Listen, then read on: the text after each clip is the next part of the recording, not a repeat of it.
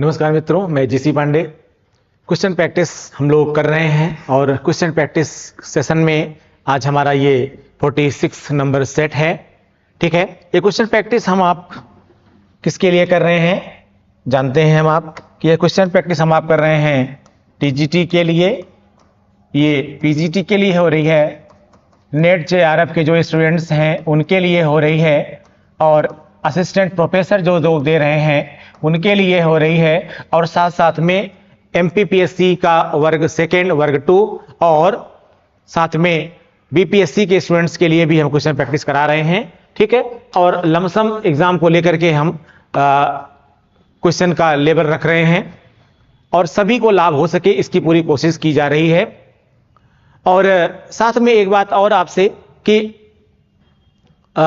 जैसे अभी आज ये 46 नंबर सेट है, तो जो सब्सक्राइबर्स नए जुड़ रहे हैं, जो बच्चे नए जुड़ रहे हैं अभी, वे जिन्होंने पहले सेट नहीं किए हुए हैं तो वो पहले के सेट भी कर लें। जैसे अभी किसी ने हमसे पूछा है कि सर डेमोक्रेसी पर भी एक सेट कराइए, डेमोक्रेसी पर भी क्वेश्चन कराइए। तो मैं इनको बता दूं कि दरअसल आप पिछले सेट पे अगर जाएंगे, आपको अगर 1 to 46 या 1 to 45 जितने हो चुके हैं, आप बिल्कुल 1 से लेकर के 45 तक के सभी सेट को एक बार फिर से सॉल्व कर लीजिए। खासकर जो नए हैं वो जरूर सॉल्व कर ले, बहुत लाभ आपको होगा। जैसे कि मैंने कहा, उस बच्चे ने पूछा हमसे कि सर इस पर भी कराइए, लोकतंत्र पर कराइए। तो मैं आपको याद बता दूं यहां पर कि लोकतंत्र पर पहले मैं क्वेश्चन करा चुका हूं और आपका 39, 40 और 41 यह तीनों सेट आपके लोकतंत्र पर ही मैंने कराए हैं। इसीलिए मेरी रिक्वेस्ट आपसे है कि आप पीछे जरूर जाएं, फिर आप प्लेलिस्ट में जाएं और 1 to 45 तक के पूरे सेट को आप लोग देख लें, आपको 100% फायदा होगा। और जैसा मैंने आपसे कहा है कि ये फायदा छोड़ दीजिए, आप जैसा मैंने आपसे पहले वादा किया था, मैं उस वादे को पूरा निभाऊंगा। आपके एग्जाम से पहले लगभग मैं सभी टॉपिक से रिलेटेड क्वेश्चंस मैं आपको करा दूंगा, इसकी मेरी पूरी कोशिश है। और हाँ, कई बार जैसे किसी ने बच्चे ने पूछा सर केवल 15 सेट ले रहे हैं, इसको आप 30 कर लीजिए। बेटा मैं 30 तो कर लूंगा, लेकिन आप ये देखिए कि जो आपके 1 से 15 तक सेट जो है क्वेश्चन ले रहे हैं, तो 15 क्वेश्चन में ही लगभग हमको 45 मिनट्स हो जा रहे हैं। अब अगर हम 15 और बढ़ा देंगे तो कितना टाइम लग जाएगा? फिर तो वही होगा कि मैं बस बोलता जाऊं, आंसर लगाता जाऊं, बोलता जाऊं, प्रश्न को पढ़ता जाऊं, आंसर टिक करता जाऊं, उससे आपको कोई खास फायदा नहीं होगा।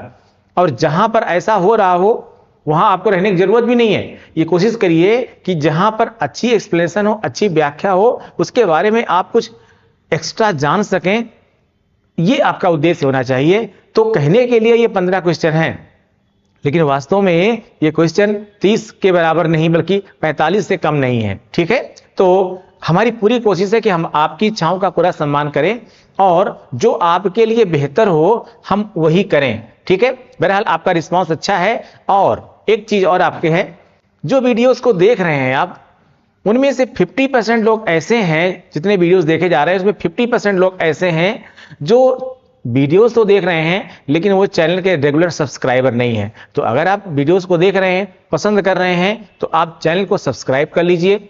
आप साकेत आईएएस का जो टेलीग्राम का जो चैनल है, टेलीग्राम चैनल को, उसको भी आप लोग ज्वाइन कर लीजिए। उस पर भी आपको मैं तरह तरह के सूचनाएं देता रहता हूं और डेली की वीडियोस भी उसमें हम अपलोड करते रहते हैं। साथ में आपको कुछ पीडीएफ और कुछ एक्स्ट्रा चीजें भी उसमें आपको हम देंगे। इसके अलावा एक बात और, इस चैनल पर ही एक ऑप्शन आता है पोस्ट का।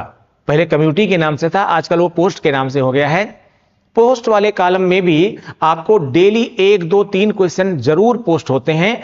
वो या तो आपके जीएस से रिलेटेड हैं, या हिस्ट्री से रिलेटेड हैं, या फिर वो पॉलिटिकल साइंस से रिलेटेड हैं, या फिर वो करंट से रिलेटेड हैं। उन क्वेश्चंस को भी आप लोग प्रॉपरली सॉल्व करिए। इसीलिए मैं कह रहा हूं कि आप उस पर भी ध्यान दीजिए।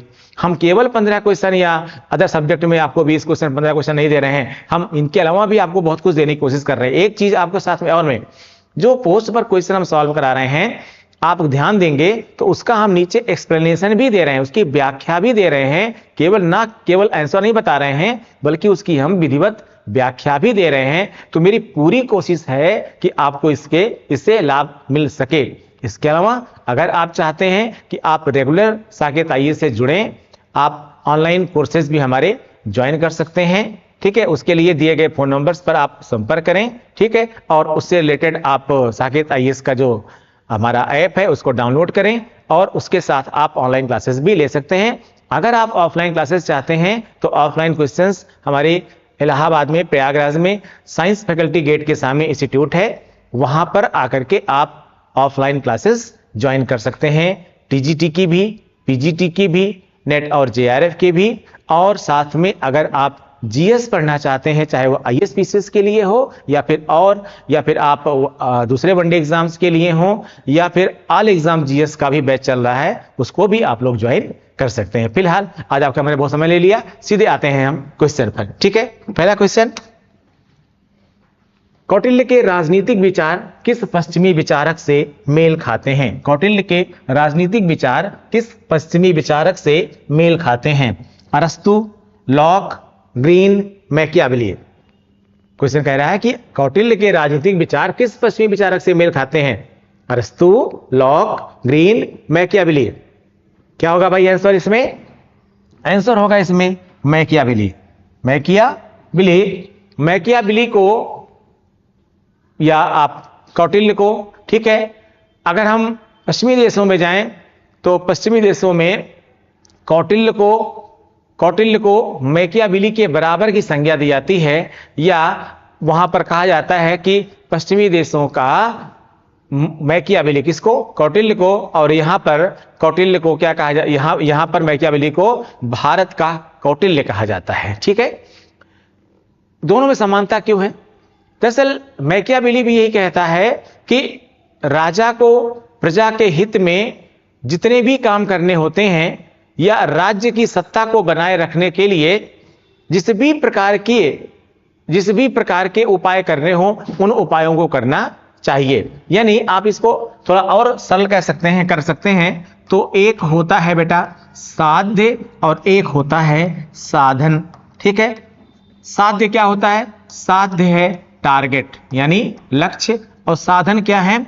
साधन आपकी राज्य में जितनी भी चीजें आ सकती हैं, जिस भी विधि से आप, यानी साधन क्या है? माध्यम है। ठीक है, क्या है? माध्यम है। अब इसमें कौटिल्य क्या कहता है? कौटिल्य दंड की बात भी करता है, कौटिल्य मित्र की बात भी करता है। कौटिल्य, और अगर हम आपके मंडल सिद्धांत पे आगे जाएंगे तो किस प्रकार से मित्र का व्यवहार, किस प्रकार से शत्रु का व्यवहार, किस प्रकार से मित्र के शत्रु का आपसे व्यवहार, जी ठीक है, यानी अरे मित्र का कैसे व्यवहार होना चाहिए, इन सब के बारे में कौटिल्य ने बताया है। और ऐसा ही कुछ मैकियावेली भी कहता है कि हमें लक्ष्य को प्राप्त करने के लिए अपने किसी भी प्रकार के साधन का उपयोग कर लेना चाहिए। यानी साध्य इंपॉर्टेंट है, साधन इंपॉर्टेंट नहीं है। ठीक है, इसलिए इसका आंसर क्या होगा? मैकियावेली होगा। ठीक है, आइए अगला क्वेश्चन देख लेते हैं। महात्मा कौटिल्य द्वारा राज्य के किस सिद्धांत का प्रतिपादन किया गया? महात्मा कौटिल्य द्वारा, ध्यान दीजिएगा बहुत कम जो है जगह पर आपको ये मिलेगा कि महात्मा कौटिल्य लिखा हुआ। महात्मा कौटिल्य द्वारा राज्य के किस सिद्धांत का प्रतिपादन किया गया? न्याय का सिद्धांत, साप्तांग सिद्धांत, दैवी सिद्धांत, दंड का सिद्धांत। कौटिल्य के द्वारा इनमें से किस सिद्धांत का प्रतिपादन किया गया था? सभी लोग जानते ही होंगे कि साप्तांग सिद्धांत, यानी इसका आंसर क्या हो जाएगा? बी सही हो जाएगा। साप्तांग सिद्धांत क्या है? साप्तांग सिद्धांत जो आपका है, इस साप्तांग सिद्धांत में कौटिल्य ने राज्य के 7 अंगों को बताया है। ठीक है, इसमें क्या बताया है? एक बताया है स्वामी, दूसरा बताया है अमात्य, अगला बताया है दुर्ग, अगला है जनपद, फिर है कोष, फिर है दंड, और फिर अगला है मित्र। ठीक है, स्वामी, अमात्य, दुर्ग, जनपद, कोष, दंड और मित्र, ये राज्य के साप्तांग सिद्धांत में उसने राज्य के 7 अंगों की व्याख्या की हुई है। ठीक है, अब तो ये तो रही साप्तांग सिद्धांत की बात, लेकिन इसके अलावा कौटिल्य ने कुछ और बातें भी बताई हैं इससे संबंधित, थोड़ा सा उनको भी हम लोग समझ लेते हैं डिटेल में। ठीक है, अगला क्वेश्चन लेने से पहले महत्वपूर्ण तथ्यों की कुछ बात कर रहे हैं। ठीक है, अर्थशास्त्र जानते हैं आप कौटिल्य की सबसे महत्वपूर्ण रचना है, और इसी अर्थशास्त्र से ही जो मेरा पहला क्वेश्चन मैंने आपको कराया, इसी अर्थशास्त्र से मिलता जुलता क्या है, जैसे अर्थशास्त्र लिखा है कौटिल्य ने, वैसे ही मैकियावेली ने क्या लिखा है, द प्रिंस की रचना की हुई है। ठीक है, अर्थशास्त्र कौटिल्य की सबसे महत्वपूर्ण रचना है। याद रखिएगा, एक क्वेश्चन पूछा गया है, इसीलिए मैंने आपको यहां पर इसको लिख दिया है, बेटा याद कर लेना या फिर इसका स्क्रीनशॉट लेना। अर्थशास्त्र गद्य में है, अर्थशास्त्र पद्य में है, गद्य एवं पद्य दोनों में है, या श्लोक में है, ऐसा क्वेश्चन पूछा गया है। किसमें है भैया, गद्य और पद्य दोनों में है। किसमें है, गद्य और पद्य दोनों में है। इसमें कुल 15 अधिकरण, याद रखना, यह क्वेश्चन भी पूछा गया है आपके नेट के 2019 के एग्जाम में पूछा गया है। इसमें कुल 15 अधिकरण, 150 अध्याय और 180 प्रकरण हैं। याद करिएगा, 15 अधिकरण, 150 अध्याय और कुल 180 प्रकरण हैं। अब इसमें कब कब कहां पर है, इस पर भी क्वेश्चन पूछा गया है। अधिकरण 1 से 5 राज्य के आंतरिक प्रशासन के बारे में है। अधिकरण 6 से 13 राज्य के वैदेशिक संबंधों के बारे में है, और जबकि जो शेष 2 आपके अधिकरण बच रहे हैं वह राज्य के अन्य विषयों से संबंधित हैं। ठीक है, यानी यहां पर क्लियर है आपके कि 1 से 5 राज्य के आंतरिक प्रशासन, 6 से 13 किससे हैं, वैदेशिक प्रशासन, और 2 अधिकरण ऐसे हैं जो अन्य प्रशासन से संबंधित हैं। ठीक है, तो ये सामान्य बातें कुछ थी आपके अर्थशास्त्र के बारे में। इसका स्क्रीनशॉट आप ले लीजिएगा और इसको आप अच्छे से लर्न भी कर लीजिएगा, याद भी कर लीजिएगा। ये सब लाइनें नहीं है, ये सब क्वेश्चन है एक तरफ से आपके, ठीक है, जो हमने आपको अलग से बताया। ठीक है, और यहां ये भी याद रखिएगा, ये जो देखा ना आपने जिस प्रकार से आंतरिक प्रशासन और बाह्य प्रशासन के बारे में बात की गई है, इसीलिए इसका नाम तो अर्थशास्त्र है, लेकिन वास्तव में यह एक प्रशासनिक शास्त्र है, यानी इसका सीधा संबंध किससे है, राज्य के प्रशासन से संबंधित है। तो आप कहेंगे साहब अर्थशास्त्र क्यों कहा गया, और भारतीय अर्थशास्त्र का जनक भी इन्हें कहा जाता है। तो दरअसल समझिएगा आप लोग, दरअसल प्रशासन का निकटतम संबंध किससे होता है, अर्थ से होता है। बिना धन मुद्रा के कोई भी काम नहीं होता है, प्रशासन भी बिना अर्थ के शून्य होता है। इसलिए जिसको आप लोग प्रशासन शास्त्र या राजनीति शास्त्र या फिर अर्थशास्त्र भी कह सकते हैं। अर्थशास्त्र केवल अर्थशास्त्र नहीं बल्कि राजनीति विज्ञान और लोक प्रशासन दोनों में, तीनों में बराबर महत्व रखता है। आइए अगला क्वेश्चन देख लेते हैं। निम्न में से किसने माना कि कौटिल्य का मंडल सिद्धांत शक्ति संतुलन पर आधारित है। निम्न में से किसने माना कि कौटिल्य का मंडल सिद्धांत शक्ति संतुलन पर आधारित है। शक्ति संतुलन पर, कौन सा, मंडल सिद्धांत शक्ति संतुलन पर आधारित है। B.A. सॉल्टोरे, K.P. Jaiswal, Beni Prasad, A.S. Altekar. फिर से एक बार क्वेश्चन पढ़ लीजिएगा। निम्न में से किसने माना कि कौटिल्य का मंडल सिद्धांत शक्ति संतुलन पर आधारित है। B.A. सॉल्टोरे, K.P. Jaiswal, Beni Prasad, A.S. Altekar. किसने माना भाई, आंसर होगा A.S. अल्टेकर। क्या होगा, A.S. अल्टेकर। A.S. अल्टेकर साहब ने मंडल सिद्धांत को शक्ति संतुलन सिद्धांत माना। क्यों माना, दरअसल अल्टेकर साहब ये जानते थे या इनका यह मानना था कि कौटिल्य को यह पता था कि किसी भी राज्य से पूर्ण विजय प्राप्त नहीं होती है, या आप कह सकते हैं कि यह कौटिल्य जानते थे, अल्टेकर के अनुसार कौटिल्य जानते थे कि युद्ध को कभी भी पूरी तरह से खत्म या समाप्त नहीं किया जा सकता है, और अगर यह पता हो कि खतरों को आप एकदम से समाप्त नहीं कर सकते हैं, बंद नहीं कर, एकदम से आप उसका एंड अप नहीं कर सकते हैं, तो ऐसे में क्या करना चाहिए, हमें उनसे निपटने का कुछ एक प्रॉपर तरीका बनाया जाना चाहिए, और वह तरीका कोई अंतिम नहीं होता बल्कि अनंतिम होता है। इसलिए साम दाम दंड भेद, जिस भी तरीके से आप अगले से शक्ति का संतुलन बनाए रखने में आप सक्षम हो सकें, उस विधियों को अपनाना चाहिए। ठीक है, यानी वो कौटिल्य चाहता था कि जो छोटे बड़े अन्य प्रकार के राज्य हैं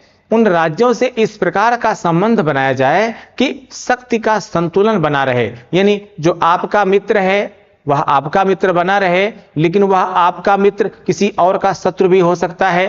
तो जो आपका शत्रु है उसके साथ आपके किस प्रकार से संबंध हो, इसी तरह से जो आपका शत्रु है वह आपके मित्र का क्या हो सकता है, मित्र हो सकता है। तो उसके माध्यम से कैसे संबंध बना रहे, इसे ही कहते हैं शक्ति संतुलन। जैसे भारत और पाकिस्तान है, तो भारत और पाकिस्तान के बीच में 100% शांति हो जाए, ऐसा सोचना भी थोड़ा सा बड़ा मुश्किल हो जाता है। जैसे हमने बांग्लादेश से ये सोच लिया था कि हमारे इसके बीच बहुत अच्छी शांति रहेगी, अब कोई समस्या नहीं आएगी, लेकिन अभी हाल के पिछले कुछ महीनों में आपने देखा कि हमारे दोनों के संबंधों में क्या आई, खटास आई, और कैसे आई ये आप सबके सामने है। ठीक है, तो आप चूंकि राजनीतिक व्यवस्था में या कूटनीति में, आप राजनीति शास्त्र के स्टूडेंट हैं, आपको अच्छे से समझ में आता है कि राजनीतिक संबंधों में, कूटनीतिक संबंधों में जो दिखता है वह होता नहीं है, जो होता है वह दिखता नहीं है, और 100% शांति की आशा करना भी कहीं ना कहीं बेईमानी होती है। आज आपके अमेरिका के संबंध अच्छे हैं, कल को खराब हो सकते हैं। किस प्रकार से खराब हो सकते हैं, कोई भी समय बदल सकता है। तो इसलिए अल्टेकर का यह मानना था कि शक्ति संतुलन के द्वारा कौटिल्य चाहता था कि शांति बनी रहे, क्योंकि पूर्ण शांति हमेशा संभव नहीं है। ठीक है, आइए अगला क्वेश्चन देखते हैं। कौटिल्य के अनुसार राज्य मंडल में कितनी संख्या होनी चाहिए, राज्य मंडल में कितनी संख्या होनी चाहिए। कौटिल्य के अनुसार राज्य मंडल में कितनी संख्या होनी चाहिए। इस क्वेश्चन को हमने पोस्ट में डाला था आपके चैनल पर। अब अगर आपने सॉल्व किया होगा तो आप जरूर बता देंगे, या अगर आपको याद होगा तो बता लेंगे आप। 10, 12, 13, 14 कौटिल्य के अनुसार राज्य मंडल में कितनी संख्या होनी चाहिए। 10, 12, 13 या फिर 14 की संख्या कितनी होनी चाहिए भाई, बताइए। कौटिल्य कहता है संख्या कितनी होनी चाहिए, 12। ठीक है, राज्य मंडल में संख्या कितनी होनी चाहिए भाई, इसके अनुसार 12 संख्या होनी चाहिए। ठीक है, थोड़ा सा कुछ इंपॉर्टेंट तथ्य आप इस मंडल के बारे में और जान लीजिए, जो हमने यहां पर नोट किए हैं, और इसका भी आप स्क्रीनशॉट ले सकते हैं। ठीक है, कौटिल्य ने अर्थशास्त्र के 6वें अधिकरण में, नोट कीजिएगा, 6वें अधिकरण में मंडल सिद्धांत का वर्णन किया है। ठीक है, अब मंडल है क्या, मंडल का अर्थ यह बताता है, मंडल का अर्थ है देशों का समूह। मंडल का क्या अर्थ है, देशों का समूह। इसने क्या किया है, मंडल में 12 प्रकार के देशों का जिक्र किया है। ठीक है, अब कुछ ऐसे हैं जो सामने के देश हैं, और कुछ हैं जो क्या हैं, वो पीछे के देश हैं, और इनके अलावा इस जो है कुछ जो है मध्यमा और उदासीन, ये 2 अन्य अलग प्रकार के देश हैं। ठीक है, आइए देखिए, 5 सामने के और 5 पीछे के, और मध्यमा और उदासीन, ये 2 जो क्या हैं अतिरिक्त, इनके बारे में बताया गया। अतिरिक्त देश हैं, क्या हैं, जो सामने के देश में कौन कौन आता है, विजगीसु, अरि मित्र, अरिमित्र, मित्र मित्र, अरिमित्र मित्र। ठीक है, यहां पर यह बताया गया, और इसके पहले कौटिल्य पर मैंने क्वेश्चन कराया है, वहां मैं इसको पूरा एक्सप्लेन कर चुका हूं कि ये विजगीसु क्या है, अरि किसे कहते हैं, मित्र किसे कहते हैं, अरिमित्र किसे कहते हैं, सब बता चुका हूं। ये कौन हुए, सामने के देश। पीछे के देश कौन से हैं, पारिग्राह, आक्रांदा, पारिग्राहसार, आक्रांदासार। ठीक है, और इसके अलावा कौन कौन से हैं, 2 और हैं जो मैंने आपको बताया, मध्यमा और उदासीन। इसका भी आप लोग स्क्रीनशॉट ले सकते हैं। ठीक है, इसको आपको लर्न करना चाहिए। आइए अगला क्वेश्चन देख लेते हैं, 5वां क्वेश्चन। कानून उच्चतर द्वारा निम्नतर को दिया गया आदेश है। कानून उच्चतर द्वारा निम्नतर को दिया गया आदेश है। कानून की यह परिभाषा निम्न में से किसने दी है। क्या है, कानून उच्चतर द्वारा निम्नतर को दिया गया आदेश है। कानून की यह परिभाषा निम्न में से किसने दी है, ऑस्टिन ने, सालमंड ने, विल्सन ने, ग्रीन ने। यह परिभाषा किसने दी है भाई, यह परिभाषा दी है ऑस्टिन ने, सालमंड ने, विल्सन ने, ग्रीन ने। यह परिभाषा दी है ऑस्टिन ने। किसने दी है? ऑस्टिन। यहां वे लिखा है, वास्तव में क्या है? ने है। ऑस्टिन ने दी है परिभाषा, ऑस्टिन ने दी है। कानून उच्चतर द्वारा निम्नतर को दिया गया आदेश है। इसका मतलब क्या है? आप जानते हैं ऑस्टिन जो है इंग्लैंड का विधिवेत्ता था, यानी लॉ एक्सपर्ट था। ठीक है, यह विधि शास्त्री था वहां का, और इसकी एक पॉपुलर बुक थी जिसका नाम था lectures on jurisprudence, lectures on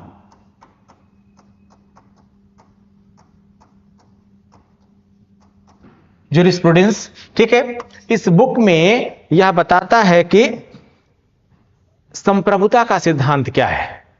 यह इस बुक में जो है संप्रभुता के सिद्धांत की व्याख्या करता है, और इसमें यह बताता है, और यह भी याद रखिएगा, यह अपने संप्रभुता के सिद्धांत में जो बताता है वह विचार या वह आइडिया हॉब्स और बेंथम के विचारों की तरह ही है। यानी आप ये भी कह सकते हैं कि जो ऑस्टिन था वो हॉब्स से और बेंथम दोनों से प्रभावित था। ठीक है, यह मानता था कि कानून और परंपरा के बीच में क्या होता है? विभेद होता है। क्या मानता था ये? कि कानून और परंपराओं के मध्य में विभेद होता है, अंतर होता है, और परंपरा पर कानून की श्रेष्ठता स्थापित होनी चाहिए, यानी परंपराओं पर कानून भारित होता है। अब यह कहता है कि कानून उच्चतर है और परंपराएं निम्नतर हैं।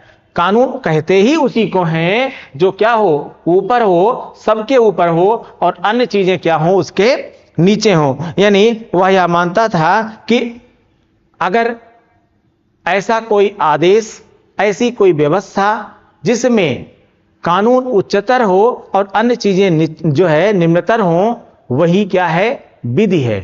कानून है ही वही जिसको लागू करवा जिसके नीचे सभी संस्थाएं या सभी व्यवस्थाएं आ जाती हों, वही क्या है? कानून है। यानी यह कानून को उच्चतर मानता था। ठीक है, कानून उसके ऊपर कुछ भी नहीं मानता था। चलिए अगला क्वेश्चन देख लेते हैं। यह विचार किस विचारक का है कि युद्ध हितकर है क्योंकि इससे देश प्रेम और राज्य भक्ति की भावना की पुष्टि होती है? यह विचार किस विचारक का है? किस विचारक का है कि युद्ध हितकर है क्योंकि इससे देश प्रेम और राज्य भक्ति की भावना की पुष्टि होती है? कौटिल्य, लेनिन, हीगल या माओ? ठीक है, हीगल या हीगेल दोनों लिखा रहता है, कोई दिक्कत नहीं है। कौटिल्य, लेनिन, हीगेल, माओ। आंसर होगा सी। क्या होगा आंसर आपका? सी होगा, हीगल। ठीक है, हीगल ये मानता है कि, और कहीं ना कहीं यह भी कौटिल्य के विचार का समर्थन करता है। यह हीगल यह मानता था कि युद्ध हितकर है, युद्ध अच्छा है, क्योंकि जब युद्ध का समय होता है तो एक तो आपस में देश प्रेम की भावना बनती है, यह देश प्रेम की भावना आपस में एकजुट करने का प्रयास करती है, और यह भी मानता था कि इसी युद्ध के माध्यम से ही राज्य जो है वह निवासियों का विभिन्न प्रकार से कल्याण करता है, राज्य के नागरिकों का विभिन्न प्रकार से कल्याण करता है। और जब युद्ध में किसी की पराजय होती है तो राज्य जो जीता हुआ राज्य होता है वह अपनी मांगों को, अपनी विभिन्न मांगों को उससे मनवा सकता है और उन मांगों से प्राप्त लाभ को राज्य के नागरिकों को दे सकता है।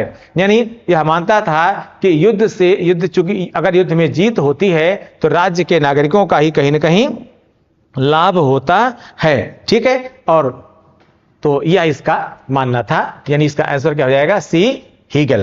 अगला क्वेश्चन, अधिकार कानूनों का तथा केवल कानूनों का फल है। अधिकार कानूनों का तथा केवल कानूनों का फल है।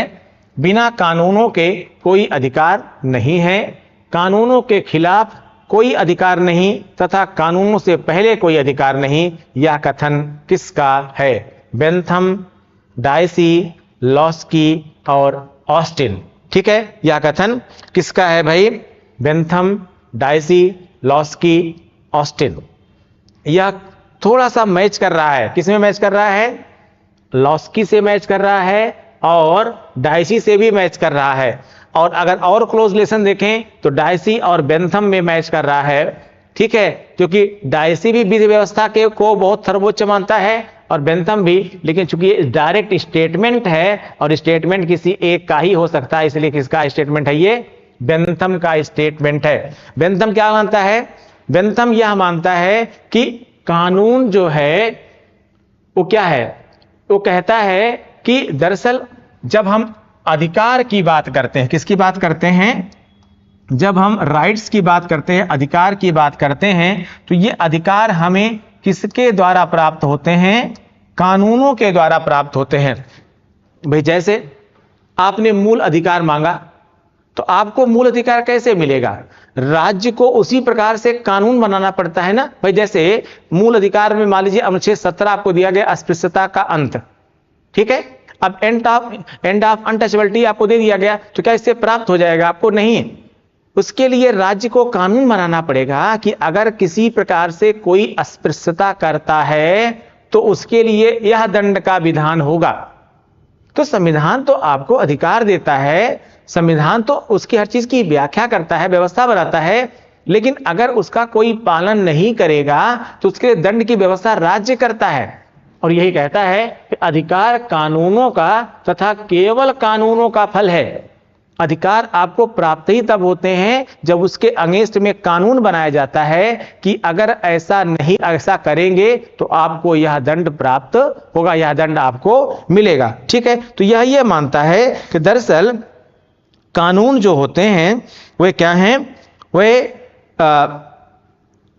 कानून अधिकारों की प्राप्ति के लिए ही बनाए जाते हैं। अच्छा, एक बात वो और भी कहता है कि दरअसल जो 19वीं शताब्दी में हमें प्राकृतिक अधिकार मिले थे, ठीक है, ये प्राकृतिक अधिकार ही कहीं ना कहीं बाद में क्या हुए, कानून का रूप ले लिए। जैसे मूल अधिकार क्या है, एक तरह से प्राकृतिक अधिकार है और इस मूल अधिकारों में विभिन्न प्रकार के अधिकार शामिल हो रहे हैं। जैसे स्वतंत्रता है हमारी, तो स्वतंत्रता के अधिकार में अनुच्छेद 19(1) में कितनी चीजें शामिल होती चली जा रही हैं, कितने स्वतंत्रताएं आपकी शामिल होती चली जा रही हैं। तो विभिन्न प्रकार की स्वतंत्रताएं शामिल इसलिए हो रही हैं, ये आपको अधिकार बढ़ाई इसलिए जा रहे हैं क्योंकि वास्तव में यह प्राकृतिक है और कुछ चीजें ऐसी भी हैं जो अभी प्राकृतिक तौर पर पता नहीं चल रही हैं, लेकिन बाद में लगता है कि नहीं यह भी एक है व्यवस्था, तो वह भी कहीं ना कहीं आपको मिल जाता है, ठीक है। तो इसका यह मानना था कि अधिकार कानूनों के माध्यम से मिलता है। बात इन्हीं प्राकृतिक अधिकारों को बाद में कानून सम्मत बना दिया गया। यह मानता था कि अधिकारों का आधार केवल कानून ही है, इसलिए कानून और अधिकार वास्तव में एक ही हैं। बेंथम यह मानता था कि कानून और अधिकार वास्तव में एक ही हैं, कानून उसका वस्तुपरक रूप है, यानी अधिकार का वस्तुपरक रूप ही क्या है, कानून है। वह यह भी मानता था कि राज्य ही अधिकारों का स्रोत है, अर्थात अधिकार तभी मिलेगा जब राज्य क्या करे, कानून बनाए, ठीक है। अगला क्वेश्चन देखते हैं। बेंथम के अनुसार विधि का लक्ष्य क्या होना चाहिए, ठीक है, किसके अनुसार, बेंथम के अनुसार विधि का लक्ष्य क्या होना चाहिए। अधिकतम व्यक्तियों का अधिकतम सुख, अधिकतम व्यक्तियों का नैतिक विकास, अधिकतम व्यक्तियों का आर्थिक विकास, या फिर अधिकतम व्यक्तियों की अधिकतम आय, क्या होना चाहिए, उद्देश्य क्या होना चाहिए। भाई इसको सभी जानते हैं लगभग कि कोई भी विधि हो, विधि मतलब ठीक है कानून, इसका अधिकतम लक्ष्य क्या होता है, एवरीबॉडी नोज, पहला ही विकल्प होगा अधिकतम व्यक्तियों का अधिकतम सुख। किसी भी कानून का उद्देश्य यह होता है कि इसके माध्यम से जो है अधिक से अधिक लोगों को अधिक से अधिक सुख प्रदान किया जा सके, मतलब अधिक से अधिक लाभ प्राप्त हो सके।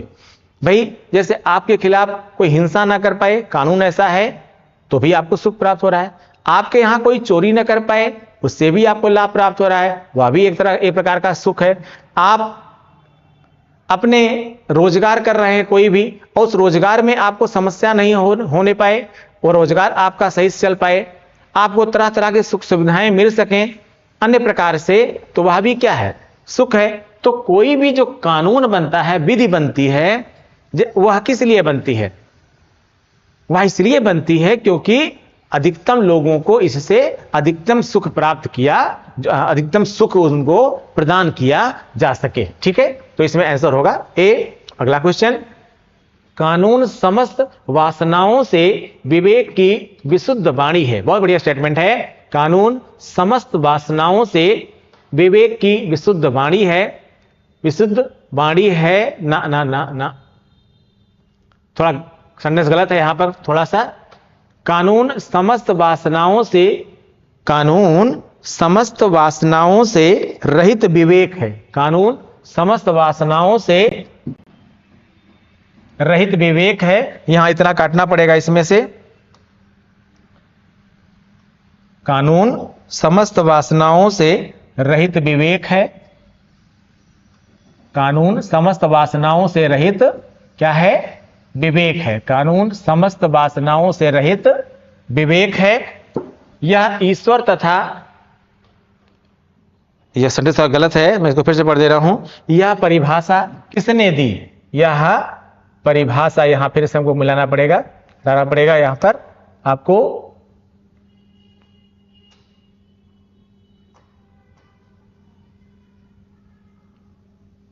थोड़ा सा मिसप्रिंट हुआ है क्वेश्चन में, मैं फिर से पढ़ दे रहा हूं। कानून समस्त वासनाओं से रहित विवेक है। यह परिभाषा किसने दी है? कानून समस्त वासनाओं से रहित विवेक है। यह परिभाषा किसने दी है? यह परिभाषा किसने दी है? अरस्तु, सेंट थॉमस एक्विनास, मॉन्टेस्क्यू, उपर्युक्त में से कोई नहीं। कह रहा कानून समस्त वासनाओं से रहित विवेक है। ये बहुत ही अच्छी बात है। ऐसा क्यों है? ऐसा इसलिए है क्योंकि जिसने भी इस परिभाषा को दिया है उसका यह मानना था कि विवेक और कानून में एक अंतर होता है। विवेक एक ऐसी विषय वस्तु है जो परिवर्तित होती है। विवेक क्या होता है? परिवर्तित होता है। और अभी आपका विवेक क्या कह रहा है तो कुछ समय बाद आपका विवेक कुछ और कह सकता है। ठीक है, लेकिन जब एक बिना किसी लाग लपेट के, बिना किसी के छल प्रपंच के, या बिना किसी जो है त्वरित भावना के सोच विचार करके, ठीक है, एक कानून बनाया जाता है तो वह उसी अवस्था में अनवरत लागू होता है, हमेशा ही लागू होता है। ठीक है, इसीलिए यह कौन कहता है? अरस्तु कहता है। किसके बारे में? कानून के बारे में कहता है कि कानून समस्त वासनाओं से रहित विवेक है। ठीक है, मैंने कहा ना विवेक परिवर्तित हो सकता है, पर एक बार अगर कानून बन गया है तो यह तुरंत परिवर्तित नहीं होता है। इसलिए यह विवेक के ऊपर कानून को दर्जा देता है। और यहां एक बात और आप याद रखिएगा, इसी तरह का एक क्वेश्चन अभी आपको मैं और कराऊंगा जिसमें हम थोड़ा सा विवेक की व्याख्या और करेंगे कि विवेक पर क्यों कानूनों को वरीयता दी गई है। आइए अगला क्वेश्चन देख लेते हैं हम लोग। विधि के शासन की आधुनिक संकल्पना को निरूपित करने का श्रेय दिया जाता है।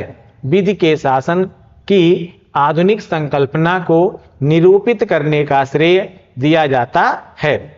विधि के शासन, हमारे यहां क्या है भाई? हमारे यहां भी किसका शासन है? विधि का शासन है। आप सामान्य तौर पर कहते हैं ना कानून का राज है। ठीक है, तो कानून का राज का मतलब क्या है? विधि का शासन की आधुनिक संकल्पना को निरूपित करने का श्रेय दिया जाता है किसको? अरस्तु को, मॉन्टेस्क्यू को, ए.बी. डाइसी को, हेरोल्ड लॉस्की को। आधुनिक संकल्पना में अरस्तु तो आएंगे नहीं, कौन आएगा?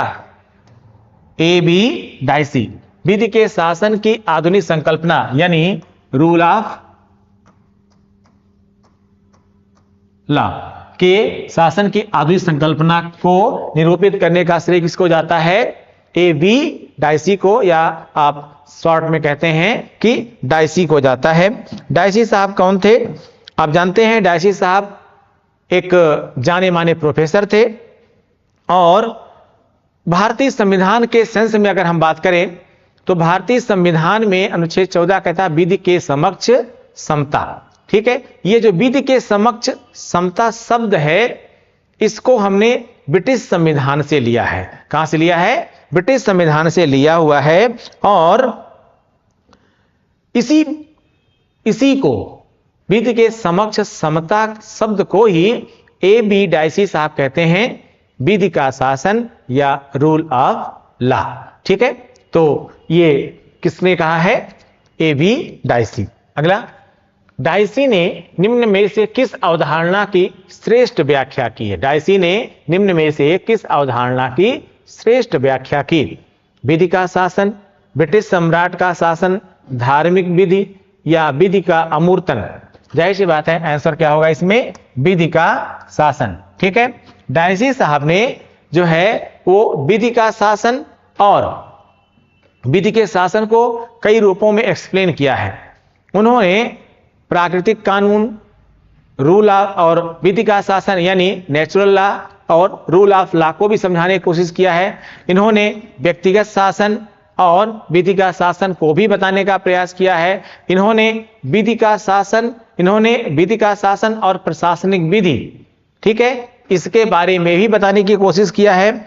इन्होंने यह भी कोशिश किया है कि जो विधि का शासन है, ठीक है, थोड़ा सा इसको मैं आगे अभी और आ रहा है, ठीक इस तरह से क्वेश्चन आ रहा है, उसको अगला देख लीजिए आप लोग, समझ में आपको आ जाएगा। व्यक्ति के शासन की अपेक्षा विधि का शासन अधिक अच्छा होता है, यह कथन किसका है? व्यक्ति के शासन की अपेक्षा विधि का शासन अधिक अच्छा होता है, यह कथन किसका है? डायसी, अरस्तु, मॉन्टेस्क्यू, बोंदा।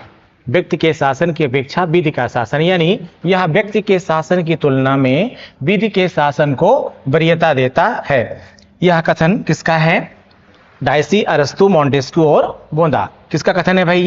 ये कथन अरस्तु का है। अक्सर इस क्वेश्चन में लोग कंफ्यूज जाते हैं और डायसी को लगा देते हैं, पर वास्तव में इसका आंसर क्या होगा?